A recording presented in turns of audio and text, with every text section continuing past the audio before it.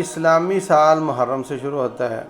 کسی چیز کی نسبت کسی ذات کی طرف کر دی جاتی ہے تو وہ اس کا شرف اور مقام بڑھ جاتا ہے. ان دنوں میں حضرت حسین بن علی رضی اللہ عنہما ان کو شہید کر دیا گیا کہ حقوق العباد معافی مانگنے سے ہی معاف ہوتے ہیں. کیا محرم میں سوگ منانا چاہیے؟ نمبر 1 مجھے واپس جانے دو. نمبر 2 مجھے یزید کے پاس جانے دو. نمبر 3 مجھے سرحدوں پر جانے دو. رسول اللہ صلی اللہ علیہ وسلم 10 محرم کا روزہ ہی رکھتے تھے. محرم کا روزہ کب رکھنا تو کہا 9 تاریخ کو. وہ بھی دونوں سائڈیں مسلمان تھیں اور آج بھی جو حق کی بات کرتا ہے وہ بھی مسلمان ہے.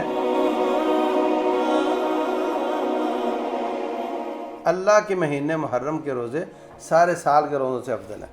ان کوفے والوں ظالموں نے اپنے آپ کو بچانے کے لیے ان کو ظلم کر کے شہید کیا.